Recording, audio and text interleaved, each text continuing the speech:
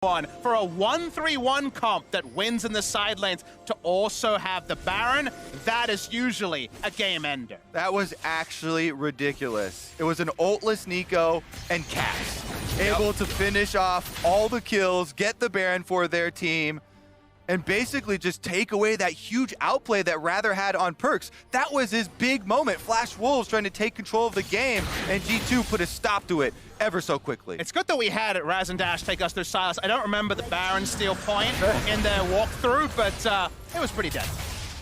Now he's got a Lucian ult and puts it right back into Betty. Says, I can also tag you. Doesn't look at the True Shot Barrage either, but push him off the wave for a little bit of time as the cannon keeps plugging away at that one. Top tier 2 already dead. G2 on 6 turret kills, and mid inhibitor already gone as well. Still a minute on this Baron buff, and the bot lane siege going pretty well as Nico is now splitting on the side, and it's a bit of a 1-0-4.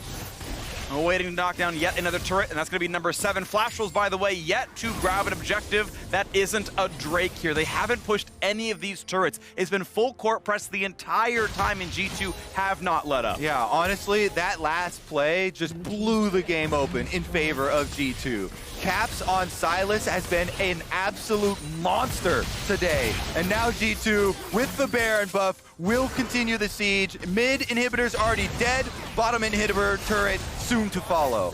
Seems really likely here. Unless you want to burn Shockwave for some wave crew, they can still put the poke down. They still got the pair of cannons. And finally, they're going to back off enough that some spells can come in. There's the ultimate use. It's culling for Betty to try to stop the bleeding. This turret can regen a little bit slowly as mid gets pushed in, so the XP is gained. Now Wonder gets some time as top falls to 75%, and G2 still with 23 seconds on this buff will push for one final turret if they can get it.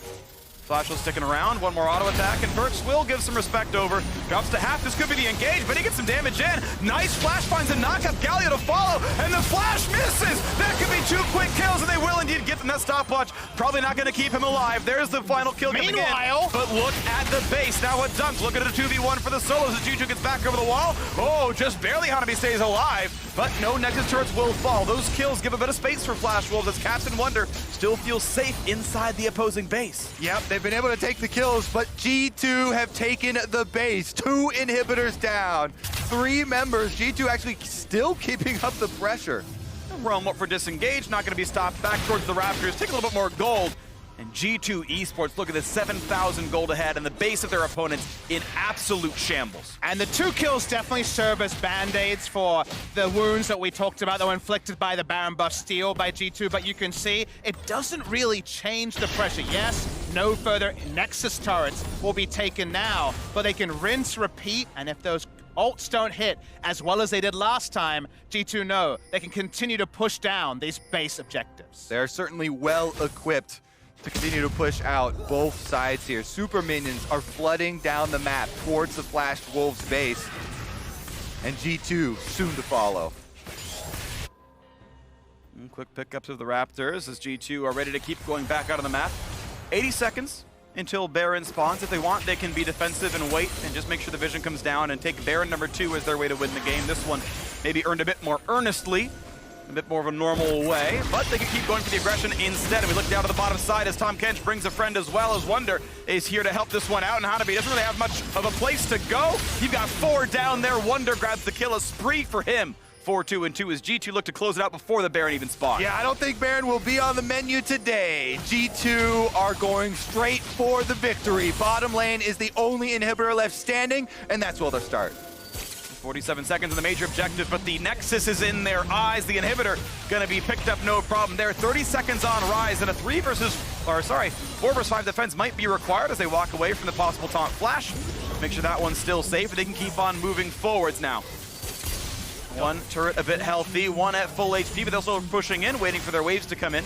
And waves are pretty far, 20 seconds, so Hanabi should actually respawn before multiple minion waves crash. They've got Cataclysm, though it might just be that inside the base. No damage from the True Shot Barrage, but still putting in shots towards that turret. One more auto, there it goes. Another one left alive, and now watch out for Wonder. Not taunted, not knocked up either. Redemption buys a bit of space. Caps dives in, but he's gonna be knocked down as well. So one kill picked up and a flash away from the Pop Blossom. Keeps the rest of Flash Wolves alive. Look at the second kill, but nice save by Mickey X. Brings Wonder back out of safety. Here comes Realm Warp though. Looking for a possible re-engage. Lee Sin's gonna land the Q, but not gonna go in for any much more of this one. 4v5 inside the base. Flash Wolves need to find a way to defend this one and kick back. Getting Orianna out of stopwatch buys a few more seconds, but Jankos certain to be taunted until he can flash away. Safeguards back to his teammate, and they're gonna stay alive now as well. G2 still navigating the 4v5. Mickey X a bit low, but that shield is not gonna get him much of anything. The gray health won't be any HP back in the pool. Still sieging though. 4v5. G2 not gonna be stopped. Hanabi at about 3 HP has to walk away from minion aggro, and the Orianna actually drops down to all the poke. Nice damage out of Nico, and the siege continues. G2 will not be pushed off of their opponents. Going for a 30-minute victory right here. Looking at 3-1 on the scoreline as a bit of minor wave clears with all that Flash Wolves can do. Still waiting around that last little bit of effort. Another kill coming in for them. Looking at a couple more points in the KDA as Betty has to kite back in. One kill in for the Rise. Look out for the Nexus, but still some damage coming through. And finally, G2 might be pushed off the base. A shield, a runaway for Lee Sin. Out they go. Flash Wolves will breathe one sigh of relief, but there is only a single building left inside their base. A sigh of relief, a gasp, that's about all you can do. They just about bought enough time to get a full reset. As you get closer and closer to the Nexus, you have to group up, and that's where the teamfight comp can try to use their tools. But you could see how impervious G2 were. They have so much sustain and poke that their health bars were dying before they got in range of G2's 4 men. Yeah, G2 going for the fancy plays at the end, trying to get the extra kills rather than focus on the objectives. And Baron may be back on the menu, Freak, so you may get one more purple buff. Right, all the super minions are going down, and G2 will still have control of the map, so it should be an easy choice for them. This time G2 grabbed their Infernal. No enemy jungler around to steal it away, and this time Baron, no one anywhere near them on the map. Flash Wolves the other side of this one. And even Tom Kenshkala says this one doesn't really matter what happens in. There's the pickup. Yanko doesn't need to burn the spike and save it for later. And this is a huge lead for the squad right now as G2 can push in that final little bit of the base. And your question when you're watching these replays is always, could they have just clicked on the Nexus and ended the game realistically? And that's always something keep in the back of your mind. Wonder definitely missed a couple of autos onto the Nexus here, but I think overall, there was enough staying power with Hanabi fighting at the bottom side of the screen in order to keep this game going just a little longer. All right, well, the time has come. Baron empowered G2. One inhibitor has respawned for the Flash Wolves. Can they rally around that respawn? Because it won't last very long. It's going to be difficult to wave for this one. The minions nearly impervious to champion damage. Inhibitor knocked down for the 5th time into this, and now one final push. There's the inhibitor engage, flashing into the back line, looking for a kill, and it's going to be the shutdown. 1 for 0 already. Make it a second one, make it a third. G2 just walking over Flash Wolves. You knew it had to happen. They find the ace, the Nexus right in front of them, and G2 3-1 to close out day 2. Wonder the backline assassin there on the Nico to clean up the Lucian first, and from there the hearts and the backs of Flash Wolves were broken. This one was all about those 2 steals. The Infernal really gave extra life into the team fight wombo combo comp that Flash Wolves have drafted, but a 43 health Baron stolen away by that Cap Silas. Don't know how many more Silas picks he'll get over the course of MSI 2019. This game had some great moments for both teams. Yeah. G2 executing very well early. Jankos on star display here, setting up the solo laners, which is just what they needed for their 1-3 run. Then able to execute it for the majority of the early game until Flash Wolves found their spectacular team fight. Rather with the outplay, flashing in with the Orianna ult to punish Perks. Yeah. But all that can be rewritten with a steal. Yep. That one was brutal. That definitely took the wind out of the sails. The amount of immediate the goal, the Baron buff power play there was insane, and the 3-lane play was very straightforward. It's a memory that Boogie's going to keep in his mind for a while, and Flash Wolves fans as well. No jungler opposing him, smited just simply too early by about 50 health. That fight looks different with a Baron buff on this squad, but that is how it shook down. G2, definitely the better team. We've got the Flash Wolves down to 1-3, sadly, but we've got the State Farm analyst desk ready to talk about that game. Take it away, Dash. Thank you, Freak. 3-1 for G2 Esports at the end of the second day here at MSI Groups, but we have to talk about the solo laners coming from G2 here in the context of this game and some of the games that have preceded this one. They are absolute monsters, Wonder and Caps. They're the superstars. That's your go-to? Break. No! Let's celebrate these guys. No, I did. Wait. That's not a celebration, Deficio. Give me something. Do you need a real LEC caster to take over from here? Please try. My goodness. Oh, that's a burn. The stage is yours. The fact is that when you have names like Wonder and Caps, these guys can create miracles. They can just win you a game on brand power alone. The outmaneuver mechanically and the hero play, especially when it came down to that Baron moment, completely changed the course of the game. And that's why they are such a threat and so potent in this tournament. Just rather giving them opportunities to come into this one. So Flash Wolves, it starts off with them playing this one out so well. Sure, it starts out with Perks making a poor decision to go in there. Tom Kench not really getting a heads-up play to be able to say, okay, you jumped in, the Flash comes in, maybe I can eat you up. But then you see this moment, and you're just like, how? Protobelt to be able to steal Baron. And then the flash here from Wonder on the flag and drag. Oh. See ya, nerd. That's beautiful. That feels bad, because all the LMS hopefuls, fans out there, this should be your game. Like, out of everything, you finally have an exceptional Rather performance. They get to the Baron buff, and you're like, what?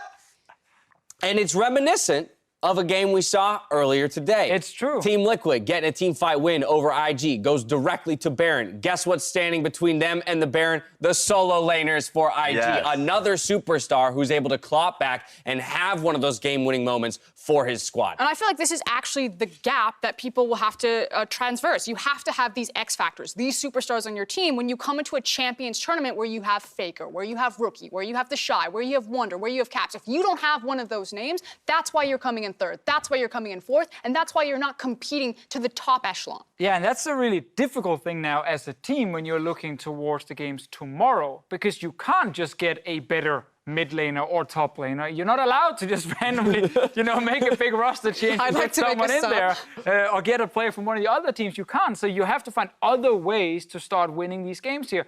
I think it's very telling that it's the G2 bot lane who dies at this turret, who gets caught out. We saw Jackulov die for IG in the TL series, and having to then rely on the superstar mid laners, on these super, super powerful picks like Akali, like Silas in this case, to actually then keep you in the game or, let's say, stop the Baron from happening and therefore stop the enemy team from coming back. And it's really hard to practice that. It's really hard to make a strategy around it, but it's the kind of star power you must have if you're going to win MSI. And I want to put some focus onto Wonder here as well, because when Wonder got his Nico pick, a lot of times there was mistakes being made.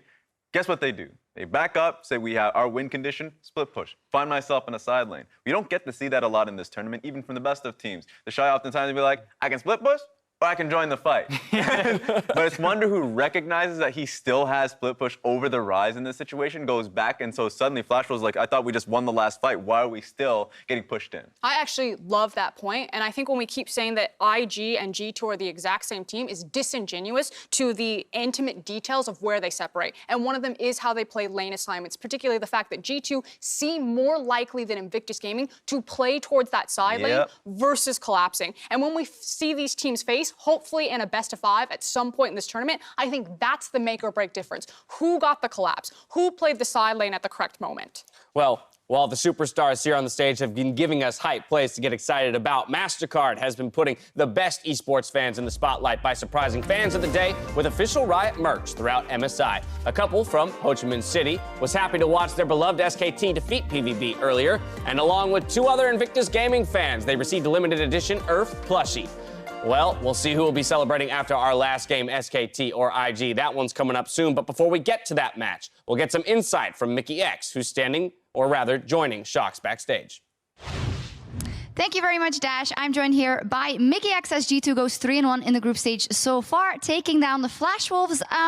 Watching it looked a bit like you guys were playing fast and loose and a bit random at times. Is that also what it felt like in the game, and why do you think that was? Yeah, it felt a bit weird because I felt like early game went really well for us. At least on bot lane, we were not supposed to win it early, I think, because we kind of outscale. So I was like pretty confident in the early game. It was pretty nice. But then mid jungle died 2v2, and then top lane died as well. And I was like, yeah, a lot of random stuff happening until, well, we kind of died mid and then went Nash, and then we stole Nash somehow because we have the European, the Shy and Rookie on our mid top, and then just killed them 2v4. And then we kind of won from that, yeah. Yeah, I mean, it did work out in the end. You are 3-1. How would you say you have been doing in the duo lane together with Perks? Of course, it's the first time internationally that you guys play together in that lane. I think lane phase-wise, don't think anyone was that good so far that we played. I think we kind of came out on top in every 2v2 lane. It's just after lane, we do a few hiccups here and there. So yeah, if we fix that, we should be pretty good. Yeah. Would you say overall it's all about cleaning up mistakes, and are you happy with your level so far? Yeah, I think so. I mean, at least, except against IG, it was mostly draft, which also a bit of a error, but I think it should be easily fixable, and I think next time we got him. Okay, next time you got him. Final question, of course. We are very interested to hear how it's going with your hand, with your wrist. What can you tell us, if at all, about the situation? I mean, it's definitely a lot better. I can't really feel much pain anymore, so yeah, it's just pretty nice compared to a few months ago, and I think it should be fine for the rest of the tournament and even summer. So. Oh, fantastic. That is very positive to hear. And of course, we're looking forward to seeing you playing the rest of the games as well. Thank you very much, Mickey. G2 so far, 3-1. We are going to take a quick break. When we come back, though, IG takes on SKT. Don't miss it. Flapcool's gonna get the better of that. Stun comes in though, Caps wants his fight. Does have the dunk, comes in. Shockwave to follow up though. And the 2-on-2 continues. Health bar is quite low though. Caps running out of health. Did they have the damage? He flashes, but he's the wrong way on the map. And he's gonna drop down as well. The Knock's gonna land a double kill. Because of the extra CS lead that he has. Whoa, so aggressive, the flash! What a play out of Rather! Vali's got a bit of time, but still gets picked up now. Galio finds himself a taunt. The burst damage comes through. Shall see on the board. Gonna try the dunk going forward. Jordan's how to be really good damage towards the Rise, staying alive. Finds Root, flashing back to the pit. All they do is make Oh no! The smite is early. A kill comes through as well. Make it a second. They find the ace. The Nexus right in front of them in G2, 3-1 to close out day 2.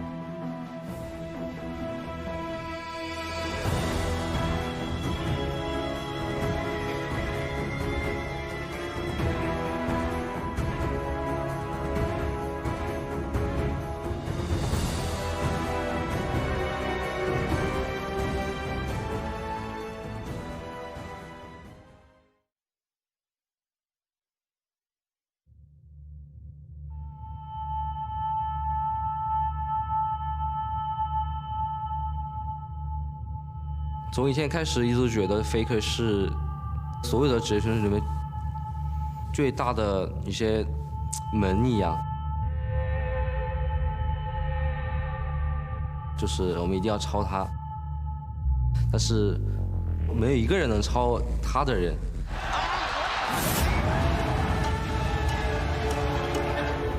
我个人一直都想着像 SKT 一样，成为跟他一样的就是战队，不管打什么比赛，都一定能打出好成绩。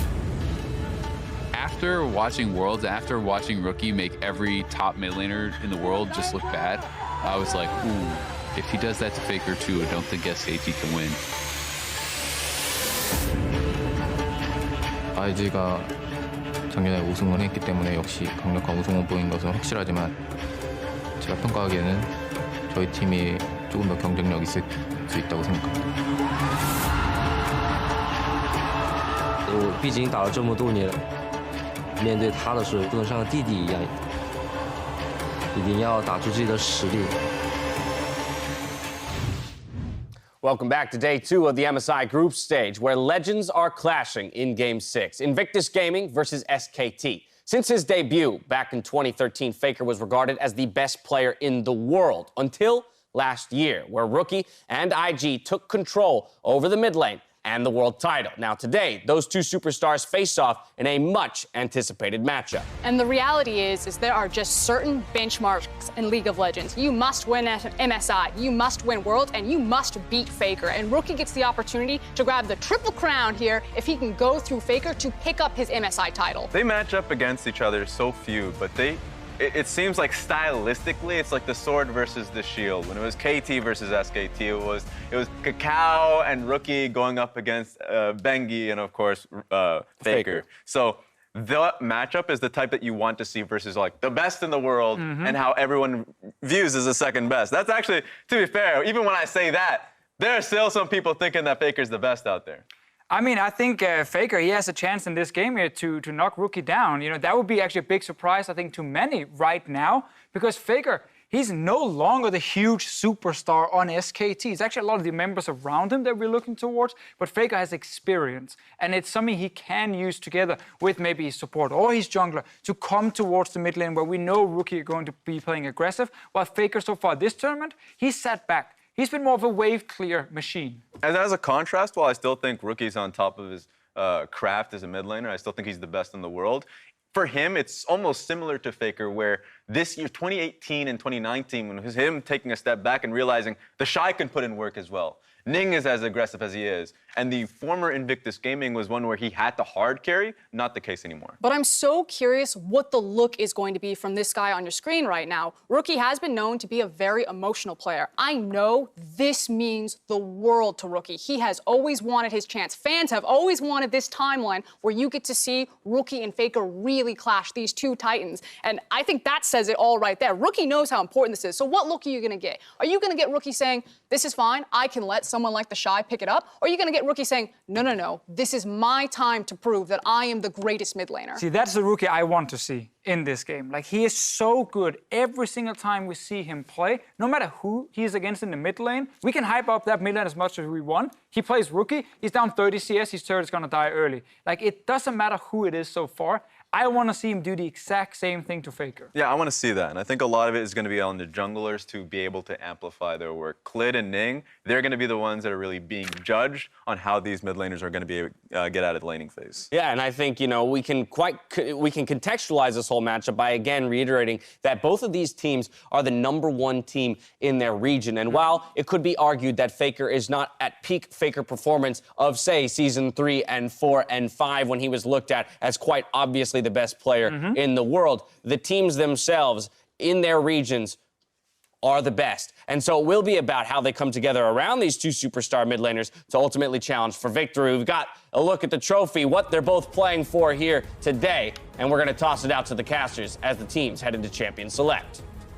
Thank you very much. It is time for Rookie versus Faker, Invictus Gaming versus SK Telecom T1. And SKT's return to form started with winning the LCK once again. They'd taken some time off from being the most dominant team in Korea. They've gotten that one back. But winning the LCK is no longer the proof that you're the best team in the world. Beating IG is the proof that you're the best team in the world, and the road starts here for SKT. And SKT have been slowly building to a match like this, to a game against the world champions. They had to watch on, and Faker in particular had to watch on the sidelines.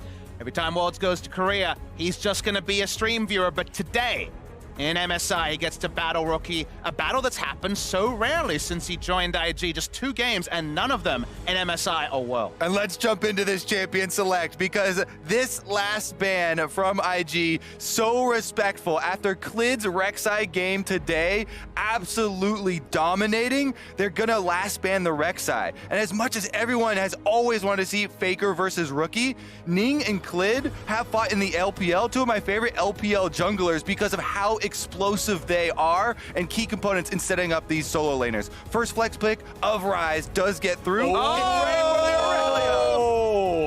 Tarek could be with the Sona. Tarek could just enable dives for Klid and the rest of SKT. That's even a little bit flexible right now, but already Champ Select looks spicy. Faker with a bit of a smirk on his face. He was interviewed and talked about how other teams could play the off-meta stuff, the different stuff, like the Sona Tarek. That was the example he used. Tarek is already claimed. Will it be Jackie Loves Draven as an answer? I love this. Again, every time the Sona Tarek comes up, we talk about the 2 schools of thought with trying to take over this lane. Do you have a non-interactive one and go for roaming? Don't let the Sona get her procs on you. Or do you go for the kills? And Draven, I think you know which school of thought that champion lies in. It's Invictus Gaming. Of course they're going for the kills, Kobe. It's all they know. It's all they love. And it's Sona Tarek versus, you would have to imagine, Draven and Nautilus. They have locked it in. If SKT does get out of the laning phase without dying and giving over adoration stacks, they've got all the support they need to let Faker and Duke and Khan pop off in these team fights. The Irelia gonna get the shields, gonna get the invulnerability. She can do a lot of work later on in these team fights, but as you mentioned, it's that bot lane, it's the spiciness. Nautilus and Draven gonna look for those kills on Sona. And we're gonna have to be on top of our game, because gentlemen, 2 games in a row, we had those non-interactive bot lanes. We told all the viewers, watch top side, it's Ezreal Tom Kench, gonna be a farm phase. This is the sort of bot lane that is gonna draw attention on both sides. Draven just shouts, look at me, and you better be here if you're the jungler, because there's so much possibility of snowballing off this bottom side. If Draven Nautilus does not get early kills, does not cash in on the Draven passive, then once again, the inevitable Sona Tarek team fight comes to fruition in the mid game. That's the word I would use, the inevitability of where Khan and you would imagine Khan on this area, but Irelia, Tarek, and Sona go is very much team fight and specifically Baron control. The vision comes down, you got more vision, more team fight synergy. We'll see how the second round can go, as SKT probably looking to the jungle. Oh, gotta wait to see. Of course, we want to keep the other champion flexible, but Silas is, of course, still up throughout the first 6 picks and 10 bans. So Irelia and Silas gonna be the pickups there again. Well supported to run around in these teamfights with all the shields and vulnerability. This comp will work well in the 5-on-5s. We will wait to see their jungler, as IG will grab Ning's champion first, but also now knowing where those solo laners are, we get to look at the Shy on something aggressive to win those lane matchups. However, Renekton maybe instead of Kennen. All right, Kennen with the on hit definitely has a huge potential to take over on the top side. We've seen the emergence of the Gunblade build as well, so you can still have the big AP effect later on in the game. But again, we're saving the jungler picks until last pick. This is why I was so hyped for this matchup here.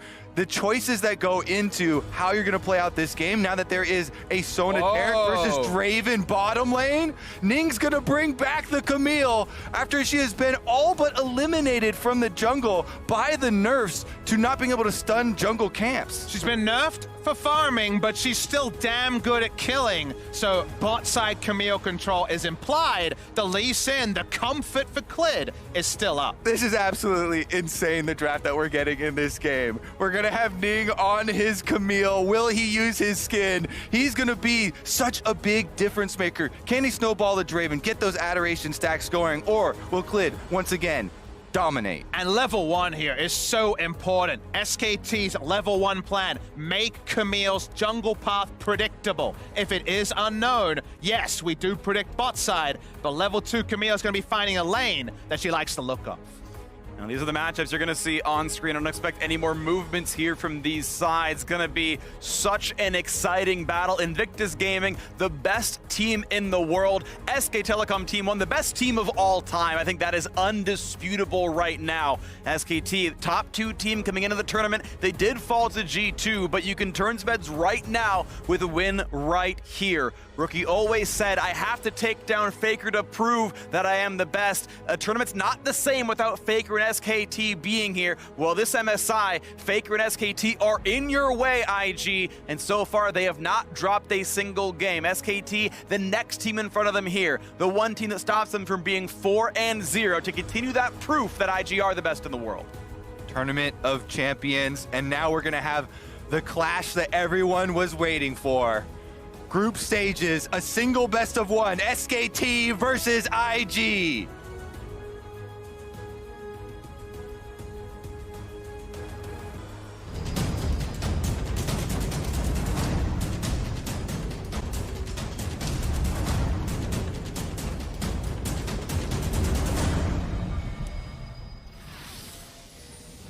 Two of the best teams in the world, defending world champions Invictus Gaming and SKT, the historical best team of all time, piloted still by Faker in the mid lane, the best player of all time, and no one would ever dispute you on that. And level 1 already spicy, but the hook not yet going to land. There might be a re-engage, already a stun, and the fight has continued. We're doing it! Damage output, Rookie's already dead. Clint finds the first. They're traded back. Some adoration for Draven, but the fight might continue as Ning's got to run away. Some damage out towards Battleland, the flash over, and the flash over for another one. As TP rejoins the fight, and Rookie is back in action. Teleport already used. You can tell these players are on the edges of their seats. IG tries to check the bush, but here they go again. They get the snare. He's on the edge of his life now as well, down to 300, flashing back to his mid lane, and this game is not disappointing. Guess what? Draven got the kill for Invictus Gaming. Meanwhile, Clid on the Lee Sin gets SK Telecom's early gold.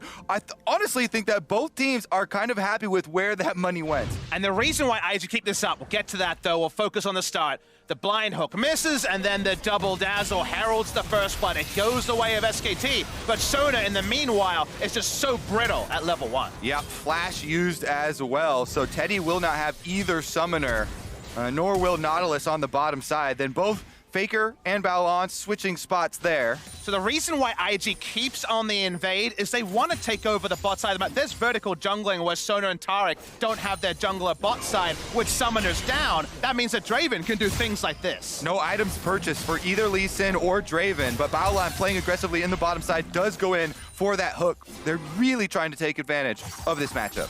Oh, stun's down for Faker to land the stun though for Ning. Is plenty of damage in a Rune Prison, and Ning claps back the mid lane. And that's the extended benefit. They invade the blue side jungle. They know that SKT has no idea when Ning kicks it off, and Ning kicks it off with another gank. And that is the exact reason he's got the skin he's using now. Ning, the level 2 red buff into gank, targeting Faker. Greatest player of all time, down.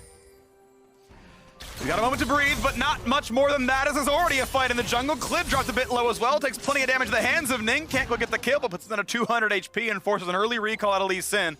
Now stuck inside no man's land. I don't know if this dive's going to be easy. Aftershock should be available. Baolan can pull aggro, and he's going to look in for Teddy. Plenty of damage there. Draven free hitting. Here comes Clid, though. Looks to answer one back. The health bar's low. Clid does indeed knock down Ning, but Draven finds yet another. It's 2 kills to 1 Invictus, winning yet another fight. And Matza a bit alone, but the health bar is so low, it's just an auto attack, and then out goes IG. Yeah, Jackie Love and Baolan, I think they're a little bit too low to finish off a continued dive there, but the objective is completed. They take him down, and now mid-lane Faker again! Faker a Q would kill him! Oh, he's gonna get able to walk away from this one. The turret was gonna push back Rookie, but this game is still fighting constantly. 1100 gold puts IG ahead. And this is why it's so bold to pick Sona Taric, a lane that can't brawl early against IG, the early game powerhouse. We watch the replay here. They get the stun, but Clid does stick around.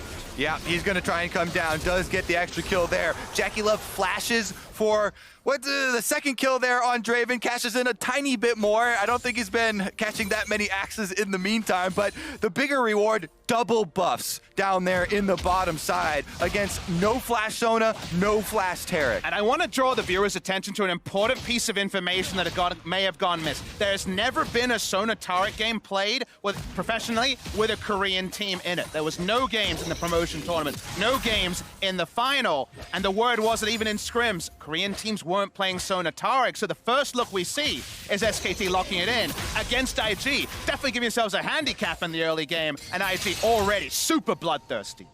BF sword at 4 minutes makes for good laning phases right now. And keep in mind, in a matchup like this with Sona Taric, you track the 80 carry on the one side, Jackie Love, for support on the other. And another stun now on towards Faker. The friends have arrived. He does not have a good way out, and can't Faker population 3 as another kill comes through. A 30 CS Aurelia is dead. Yeah, I mean, you understand why the Sona Taric would want to leave that lane, but Baolan also says, you know what? I can roam as well. He didn't even have that much impact here. It's Ning again on his signature Camille. Goes in, camping mid, gets the stun onto Faker. Jackie Love has pushed up the bottom lane in the meantime. And they're finding yet another entrance. Got more kills and assists than minutes in the game. And now number 6. And they give it over to Jackie Love on a killing spree 5 minutes in. They are slaughtering through the jungle matchup. There's nowhere safe for Sona and Taric to go there in proxy between minion waves as they try to get there. Jackie Love gonna get free time on the bot side. A couple of shops later, Sona hasn't even upgraded her GP10 item. I gotta say, a lot of junglers stopped using Camille after the nerfs. Like you admittedly said, were mostly targeted at farming. Ning is not farming jungle monsters. Ning is farming champions, constantly getting these engages, landing the stuns for his teammates. And now IG set up for tremendous success only 5.5 minutes into the game. More kills than minutes, always a great sign for an LPL team, and IG firing on all cylinders.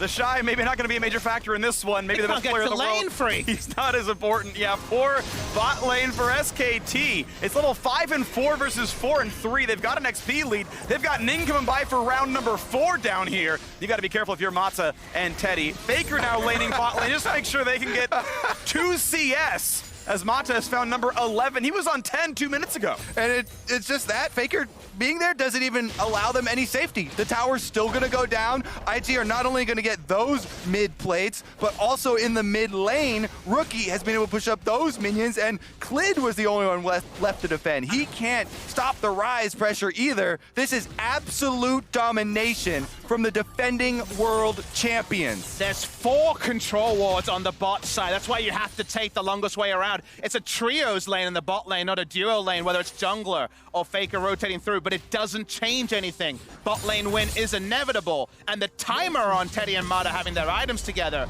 is so far away. Mata, as you say, the champion picking up CS, he's been on 11 for a couple of minutes. This is one of those games where the top laners are both like, question mark, what's going on, guys? They don't have too much to say about this game, just farming on the top side. Meanwhile, IG just completely sweeping the map on the bottom.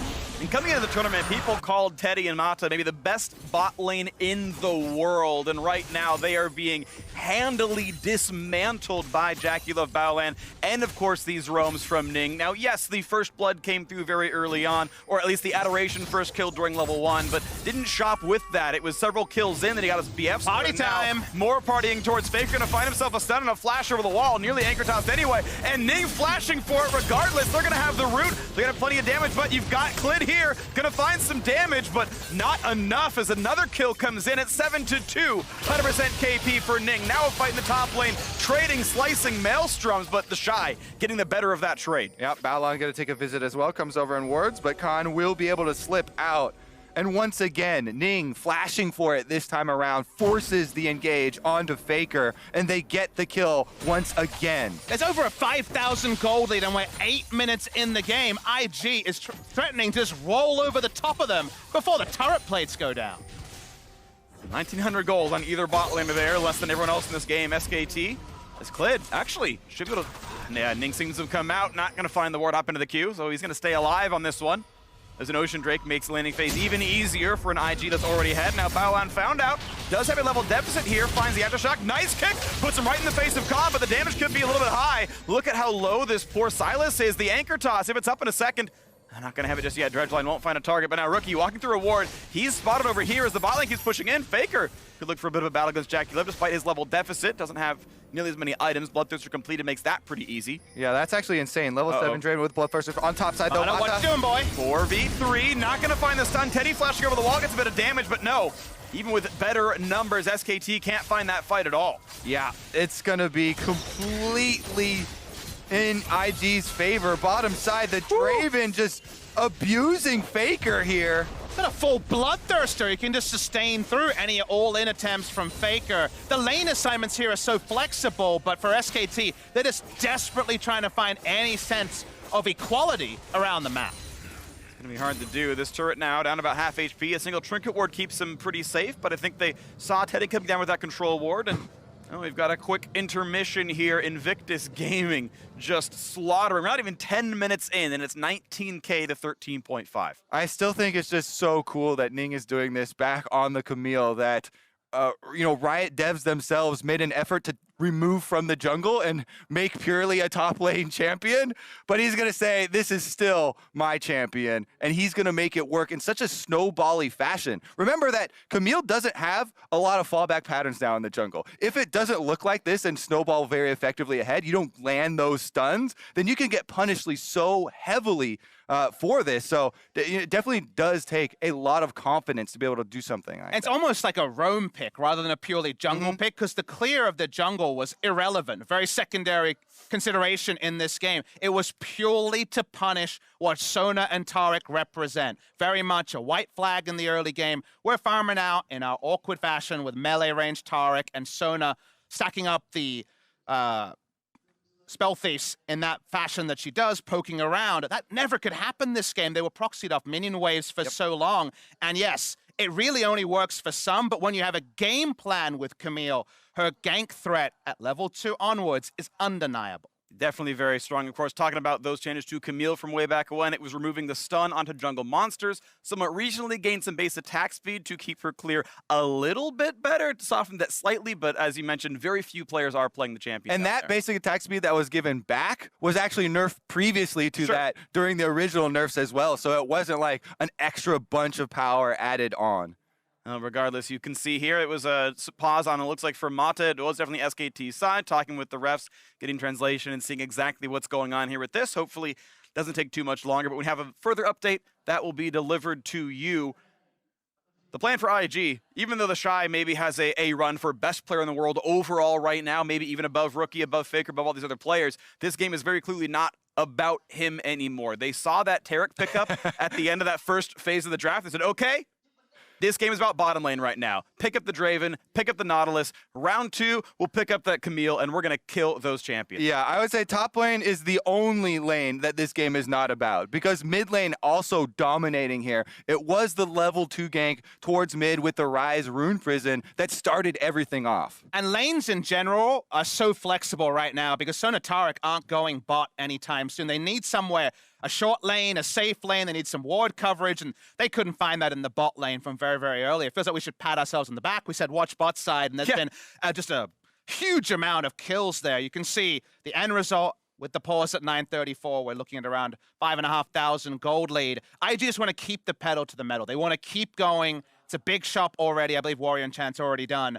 for the Camille. They want to just continue to bulldoze through. And guess what? With this much money, you can buy a very nice car to keep that pedal to the metal. Say a very nice bulldozer, honestly, to talk about that one. They've got, you know, an upgraded engine and all the spoilers tagged on it as well. You mentioned the aggression coming out here, and I want to kind of commend Ning's sort of adaptation. Yes, the plan was probably coming in about bot lane, but Faker burned Flash during the level 1. They knew he was a target up until 7 minutes into the game, so as long as you have Rune Prison by level 2, walks over there, there is no way out for the Aurelia, who's missing a Flash and is going to get Rune Prison into Camille stun into taking 700 damage. If you think about a game where lots of summoners are down level 1, Flashes in particular, and you think, who are champions that can punish that? Camille is the number 1. And as we explained, the flow-on effect of that early brawl was there's no deep vision on either side. No one knew Camille where she would start, and she knew all the lanes that were set up for her to punish. So there was actually the level 1 brawl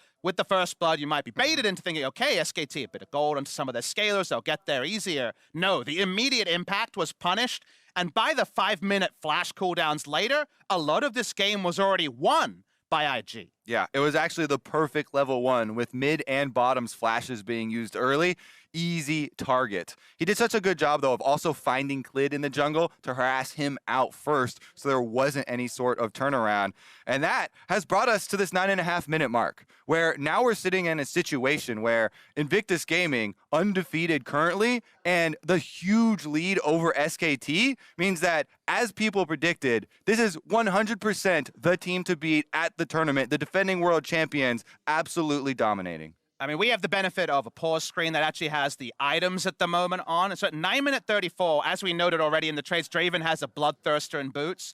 For comparison, Khan, who's been happily farming, has a Ruby Crystal, boots, and a Dark Seal. Compared to a finished Bloodthirster on the enemy AD carry, he's the only person above 100 CS as well, is the Draven. Like, right now, this game state, you want to just take a picture of it and remember it, because there'll probably never be a game quite like SKT versus IG in this best of 1. It's going to be unlikely to find something this good this early on. Either way, while League officials are investigating the issue on stage, we're going to check in with the analyst as we take a look at a replay of this kill in the bottom lane. You can see plenty of damage in, and even if you didn't have any summoners up, of course, those were also burned.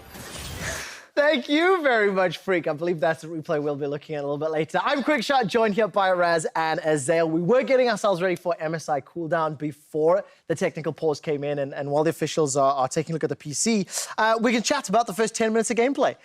Invictus Gaming, 5,500 gold up. They're just styling on SKT and Azael, like... You know, this is just IG making a statement. Yeah, I mean, they said you're never going to see another game like this. My old FlexU team ran into TSM one time. It looked a little bit like that, you know? We got stomped pretty hard too, but I think it's just insane how dominant IG are looking. And when you compare how they are playing here to how they played in playoffs and how they played in knockouts at the world stages, it almost just feels like they're just having fun. Like they are not always playing the cleanest of games. They're willing to take every single fight, but they're dominating despite it. No matter how messy these games get, they still seem to be taking control. I mean, there are things where I just don't think Rookie would be doing it if he was really taking it, you know, the most serious, the most hardcore play to win. Like level 1, they get the first blood, he dies. He TP's back in while it's still level 1. What are you going to do in that fight? You're not even going to be able to rejoin. And then against TL, when he's TPing in on the Akali at 30% health with no ult and trying to kill Doublelift, Thing is, though, I am hearing the players are busy going through ready checks. So Raz, like, are you surprised by this bravado that Invictus are showing? They are 3-0 up, and they're still winning games despite the haphazard calls. Oh, not at all. Like, best of 1s, you learn the most off of that as well. And they're the type of players that they are so confident in their own capabilities. When they see Sona Targ, we haven't seen Sona Targ at all in the LPL.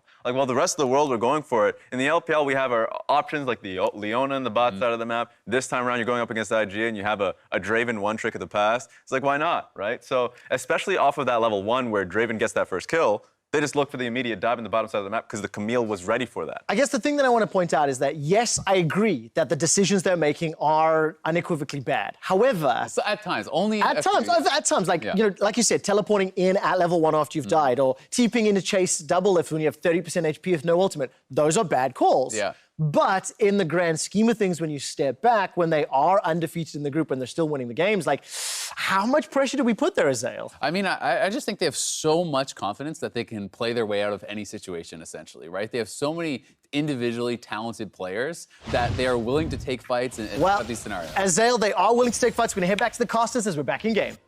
Thank you very much, analysts, for buying time for us. We had apparently a quick freeze on Mata's computer. League officials decided that did not affect the flow of gameplay, so they play through despite that happening. And we are, of course, now back onto the Rift here. And if you're just joining us, you missed an exciting first 10 minutes. Invictus Gaming came out swinging. Technically, SKT did get first blood, but IG answered back hard with kills in the mid lane, kills in the bottom lane, and a 9-minute Bloodthirster on a Draven. Yeah, honestly, it was ridiculous. The bottom turret also taken pre-10 minutes there by Invictus Gaming. Every single plate going to the Draven. We saw him almost threatening to dive Faker's Aurelia under the tier 2, pre-9 minutes. I got good news. The almosts are now definites because he added another BF sword on his next back. So at this point, you play internal mind games like how many whirling axes kill a Sona? Probably 2 or 3. This is insanely strong Draven, and while we've talked about the scaling of SKT's comp, when you have this much of an interrupt on specifically Sona and Tarek, who kind of have to get the game flow in their hands, it may never happen in this game, and it feels like the scaling is almost a point not worth discussing. Nowhere is safe, really. You always have to worry about the long range of the Camille engage, and that stun duration is long enough for either the Draven or the Ryze to 100% to 0 any member of SK Telecom. I ran the math, by the way. It would take 4 auto attacks. 4 empowered auto attacks. If Teddy didn't have armor, it would only be 2. But he's got 62 armor. It would just barely take 4 until more scaling comes in. It's the little victories, I guess. You'll survive 3 if you're full health. So Teddy, you got him. Knock him dead, buddy. Still, of course, an incredible start for IG. 6,500 gold up. Look at the leads right here. The Sight Stones starting to be completed pretty soon. And we can see now, as the rotation comes into mid lane, who's going to defend this turret? They're going to try, but they've got to be afraid. We can call it defense technically, as they're trying to kill the minions, but JackeyLove still getting the auto attacks on the turret. Yep. Presses W, Bloodrush gets away from the stun, and the autos keep coming in. 227 attack damage on him. Just chunks these things down. When we moused over the gold totals, there's a 4,800 gold lead just on the duo lane of the two teams. I want to actually track this speed run, because this could be the fastest game of an international tournament, and it's between SK Telecom and Invictus Gaming. It's actually insane. There's an Infernal Drake that is coming to speed this game along even more. Currently, they're running straight down mid with the Rift Herald, though, and they're not stopping. Looking at an inhibitor at 22 minutes. I have seen an SKT versus China game with inhibitors dying this early. It was SKT's first World Championship. Now look at round 2. Rookie flashing away. Terror ulti is on there, invulnerable, but is there any damage to be had? The Shy builds some space in the backline, and a single kill does come through, but it's answered by Draven. Looks for number 2, gets it onto him as well. It's a 2-for-2 fight overall. SKT got a couple of bits of gold here, but they were champions with only assists. They're not shut down. It's going to be a dead inhibitor at 13 minutes in with a 5-kill Draven just rolling in adoration and rolling in money. Yeah, nice to see SK Telecom with some fight left in them, but there's just too much gold on the side of Invictus Gaming for them to win that fight. In the end, the inhibitor does go down 13 minutes into this game, and they can retreat to that Infernal Drake. SKT tries to make it about 5v5, but IG know protect the VIP. If JackeyLove is free autoing and unimpeded, impossible to see them losing anything resembling a fight. They can even follow their control ward line down to the Infernal Drake spawn. Well, SKT at least get to far mid lane. It's going to be hard to keep sieging through there, but IG can, of course, keep the pressure on. We can watch that fight. This TP flank results in a 2-for-2. All right, Faker flanking around on the bottom side. Does go for Rookie. Him and Klid are able to get it with the knock up there very nicely. And he honestly almost gets Ning as well, but Balon's there able to peel, and JackeyLove has the axe in the air. 2-for-2 is way more than you'd expect with the gold lead that IG had put together. The JackeyLove takes the kill. They still get the objective they were setting up for in the mid lane inhibitor, and also backing away to the Infernal Drake. Mercurial Scimitar and another BF sword is completed. That's more lifesteal and even some more ability to persist through the fights. I see a hand signal there, Freak. We're down to 3 auto attacks. 800 damage per Q for JackeyLove. He does a lot. Sorry, 600 damage per auto attack. It is a lot of damage here, and Teddy, that's 3 autos and he's dead. So you've got to really respect this. Even Faker won't last too long either. As you can see, IG keep the pressure on. Mid will push by itself. Bot tier 2, the target. It's not like there are only squishies as well on Invictus Gaming. They've got plenty of crowd control that they can use to protect JackeyLove. So this makes SK Telecom's job so difficult, and why they had to get that really good flank from Faker in order to even get some kills in that mid lane fight. And scenarios like this are actually more tricky than you might realize at home, because at 14 minutes, who can deal with super minions? pushing into the base. That's something that you don't normally have to think about. So they're holding on to those minions pushing in mid, and they're trying to take a second inhibitor already. Looking at the kick flash, puts them back over. They get the stun. They get a lot of damage. It's a single kill on the one side. Traded back now as Rookie dies yet again. But the rest of the squad could keep pushing. A good stun for Faker, though. Gets back out, buys some time. Will they find more and they're re-engaged? They've still got the cannon coming around the map. There's 4v3. They will push forward. And Jackie Love just lifesteal takes the entirety of SKT. Finds himself the second kill. Gets number 3 as well. And now look, 1, 2, and you know number 3 is gonna kill him, but he's chasing for a little bit more. There it is, the triple kill and as many auto attacks. 13-5 on 2 Nexus turrets. And we're pre-16 minutes into this game. Invictus Gaming are going to finish it. Not since Bangkok Titans got crushed 4 years ago. Invictus Gaming smashed the world record. They smash SKT, and IG are 4-0. 15 minutes and 57 seconds was the last time that I saw before the Nexus exploded. Absolutely insane. What an emphatic victory for IG. We talked about the storylines of Rookie versus Faker and Clid trying to profit after a great earlier game. But so quickly from the level 1 was Jackie Love the star of this game, stacking on BS sword after BS sword. Sona Tarek first appearance for Korea. Definitely not a successful one. Well, if you wanted to get home early, IG did you a service there. What a game. Yep. I see 16:01 on the screen when the game freezes, when the Nexus falls. Maybe that's the official time. Regardless, that's a record you might never, ever see broken again. The old record was 5 minutes longer, and that was, I think it was SKT on the dealing side of that one. Receiving end here. Yeah, I mean, unsuccessful, definitely an understatement for the first Sona Tarek of Korea. That was the most emphatic win that we have seen. However, that still leaves me curious of what a normal game or a best of 5 would look like between these two teams. And you know, for an SKT fan, for a Korean fan, that's all you're left with. But the resounding question marks of being rolled over that easily, yes, you can try to hold on to that, but it feels like it might go through your hands very quickly. And Invictus Gaming, though, 4-0, and it is still a double round robin. 6 games to play for the number 1 team right now. SKT at 2-2. A bit shaky, but they did play the top 2 teams so far, and there's more room to come back up. That rematch going to be exciting in a couple days' time as well. But for more on today's action, let's head over to Quick Shot and the Analyst and MSI Cooldown. Thank you very much, and welcome to MSI Cooldown after day 2 of Group Time. Quick Shot joined by Raz and Azael.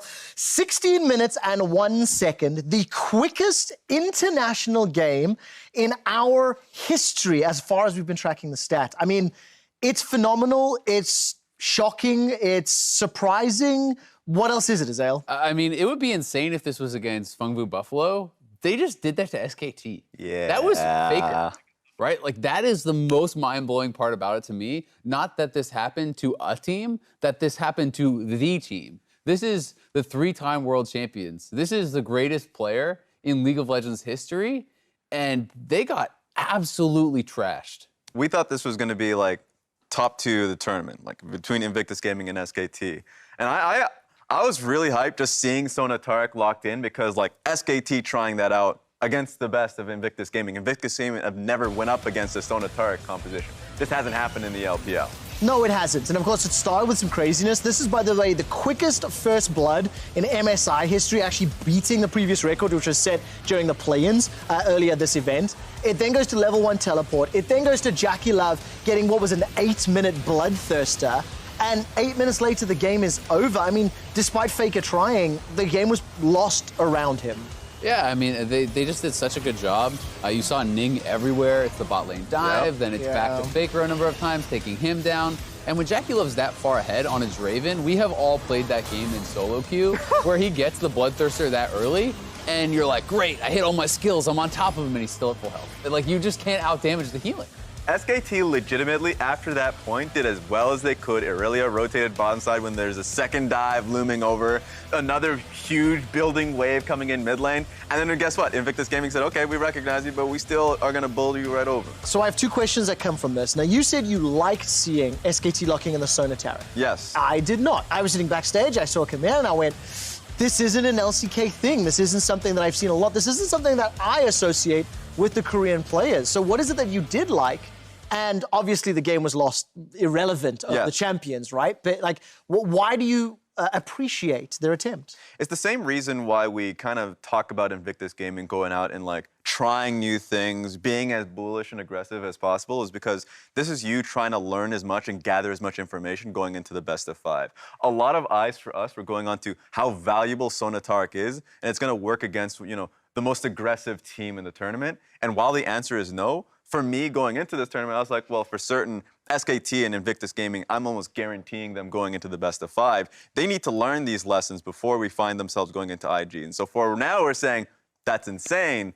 But if you're thinking in the future, then SKT is saying, okay, in drafting situations, we're just not going to go for it. You know, my question is just like, I think I understand that, you know, the idea of like feeling out the meta, of trying different strategies, of doing all these things. What is the lesson you learn when you're seeing games like this against IG, where it's like, okay, well, they're just too good?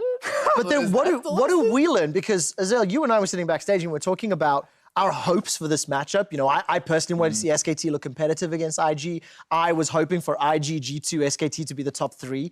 After I've seen what IG have done to the entire competition and the plethora of styles they've employed, whether smart or not, I mean, what's your big takeaway as far as the leaders and the favorites for this tournament? Can anybody even contend IG? I mean, I think not with the performances that we've seen in the first half of the round robin. I think we're going to have to see teams significantly step up to really be able to challenge them.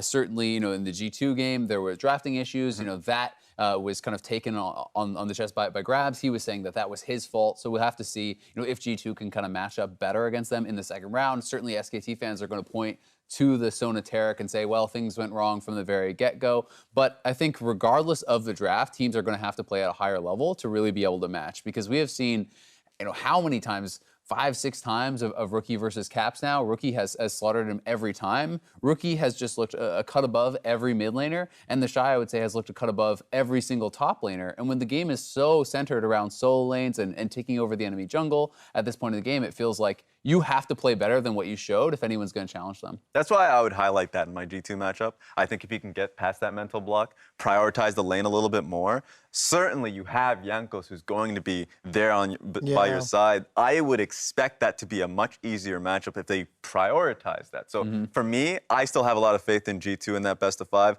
I still think SKT can also handle them as well. So I think the tournament is still wide open when we get to that best of 5. I mean, interesting when you think 2 of the biggest competitions to IG both went for bold decisions in draft that did not pay off. I want to go into that in a moment, because after today's results, Invictus Gaming, they're still undefeated in first place and on track to defend the LPL's titles of MSI and Worlds from 2018. Just behind them, G2 Esports, they went 2-0 to end the day. They're in second place and ahead of Team Liquid and SKT, who will be facing off tomorrow. Before we talk about tomorrow's schedule, let's stick with some of the results from today. Obviously, 6 hours ago, G2 versus TL for the first 20 minutes. I was nervous, I was anxious. Impact was playing that Aatrox, and there was trades, blows for blows, back and forth. And I got quite excited seeing what TL brought to the table during the early stages of the game. I was really excited. I think for me, what I took away from this was G2 came in smart, understanding they can split the sides of the map and really challenge Impact to carry. And then you're right, I was also surprised that, you know, Impact came in strong. Teleport to the bottom side of the map to really get himself and secure that lead.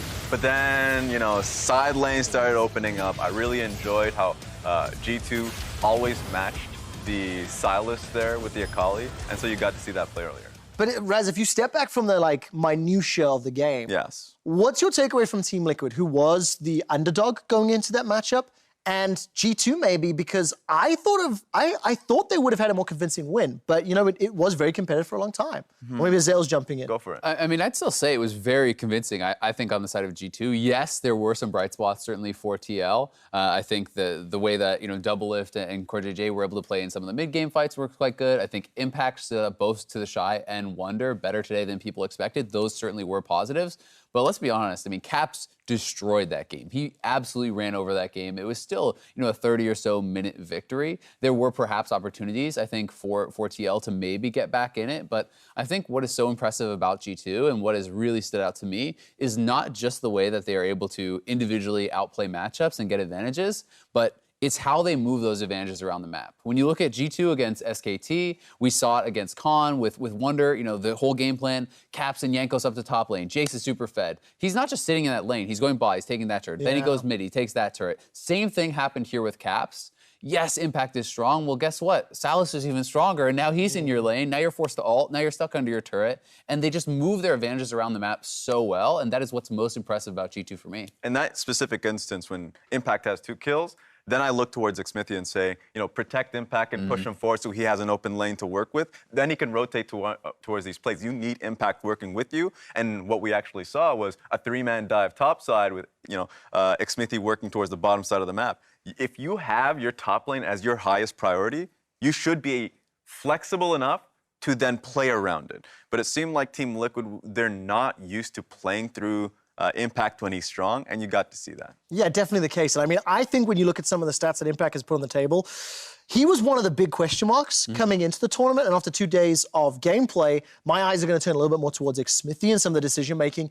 He's been caught out a lot, and it's put Team Liquid further behind than maybe it needed to, but these are problems that can be resolved, you know, day to day. Yeah, I definitely agree. I think he had a very poor showing today, especially I think the Hecarim game was pretty egregious, you know, giving over those early kills, you know, being spotted. He tries to gank mid lane, then he goes to Scuttle. They know exactly where he is. Mid is pushing for both, you know, mid is pushing for IG, bot is pushing for IG. Of course, you're going to get collapsed on and actually taken down. So that one was pretty bad. I will say that they did pick scaling jungle matchups in both games, and he was kind of on the weaker end of that. So maybe some of the adjustment will be, hey, I can't actually get away with this against these junglers. They are too good to be playing Sejuani and Olaf. They're too good to be playing Hecarim and Rek'Sai. And maybe TL will put more priority on getting a stronger early game jungler. That's why I have some faith in them going into the second phase of the tournament, where I still think that you know, looking in video review sessions of Phong Xmithie, you could definitely find points that you can get better. In that Hecarim game, I like the Hecarim pick. Like, personally, I think you can do a lot more with it if he was able to just hard clear towards, like, Krugs and topside. Like, that is an opening for you. Or if the team decision on that one, because ultimately it's like, how do they want to perform in the tournament? Does Xmithie on carry junglers or at least better matchups, then playing through Jensen, is that a better strategy? Personally, I think that would be the case. Like, Jensen is playing so well in this tournament, it's better to bring him up. Well, let's take a look tomorrow, because you mentioned the second half of this tournament. We'll see whether or not Team Liquid can bounce back tomorrow. They'll close out the first round robin by taking on SK Telecom, who are both sitting at 2-2. Then later in the day, we'll play Flash Wolves Invictus Gaming, SKT G2. Let's start, first of all, the two teams that are 2-2. We've seen some shaky performances from both SK Telecom and Team Liquid, but if there were ever a time to surprise SKT, after a 16-minute defeat at the hands of IG, surely there's some advantages of a Team Liquid to capitalize on. Yeah, I mean, I think it's completely fair to say TL has played better than SKT in this tournament. I think that TL has actually been more competitive in both their losses than SKT were. They were absolutely dominated by both G2 and IG. Yes, TL handily lost those, but they were more competitive games at least. It was not so one-sided. And they were quite clean against both Flash Wolves and PvB. You know, they play a similar style, and if SKT is not playing, you know, up to their kind of lofty standards that we're used to, they are certainly approachable for TL. You know, TL can take this team, I think, you know, in a late game. I would push that in the sense that for SKT, when I saw both, like, 2 of the games where they were falling, the first game of the tournament when they went up against G2, I think that was, we all like talked about how a drafting decision that Klid, while he played well in the early portions of the game, the rest is like, there's not much I can do here. While in this same situation, it seems like when they were pushed to the wall with the Taric and Sona, they literally had no wave clearing options, no damage options. The Sona is like, I just keep going into the mana pool while Draven's just going wild. So I think I would still say that SKT is certainly the stronger team going into that matchup, but both teams have breathing room. Both teams have a very similar style of being able to go for a more elongated game, so you ain't going anywhere near a 15-minute extravaganza. Give me some closing thoughts before we wrap out the day. What does Team Liquid have to do to beat SKT in your mind? To me, I want to see Olaf or early game jungler specifically on Xmithie, and for him to continue to play through mid. If Jensen's going to continue to perform, then you have yourself a bridge to the late game so Doublelift can come in.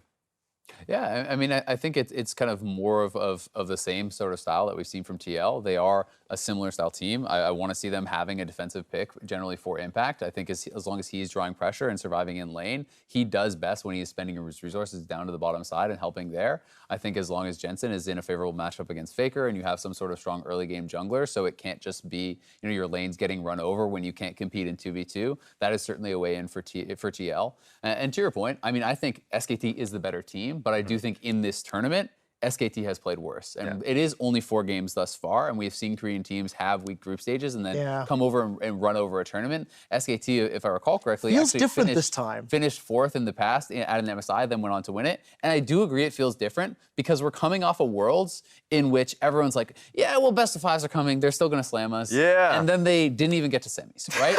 so it feels like for the first time, it's more real and people give more credence to when the Korean teams are struggling and having issues. You're like, ooh, well, maybe they don't. It's also, it just feels weird that the team that is absolutely dominating right now does it so frivolously and so carelessly. When you think Invictus Gaming, undefeated, gave 50 kills in a 33-minute game to Phong Vũ Buffalo, just took down SK Telecom, the 3-time world champions, in 16 minutes.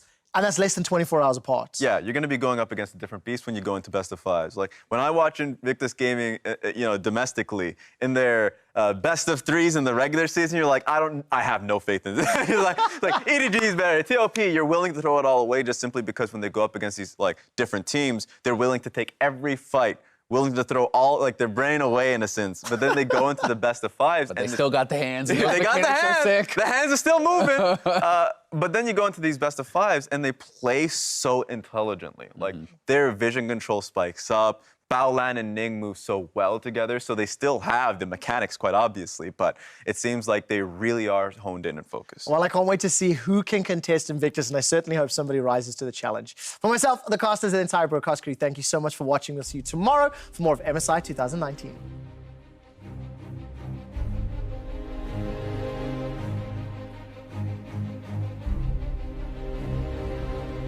G2 1-1 after a tough first day. Will the scores even up, or can TL pull ahead with a 3-0 start to the group stage?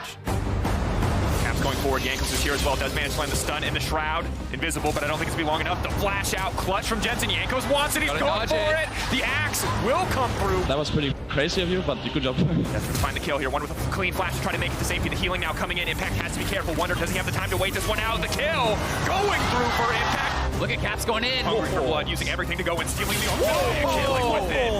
Back to Lysandra. Missing a third proc to the Dark and Blade. Impact running out of time here. Caps gonna try to take him down. Perfectly timed. Caps now unstoppable. Caps running over this game. I can also tap soon. Oh my god. Oh my no way. They actually broke in the shine. Yeah. They actually are, yeah. Oh my god. They find the ace. G2 3-1 to close out day 2. Can he find the second? It's close. The health bar is below 100 each, but he's got to watch out for the Prey Seeker. Another grasp to Minidash.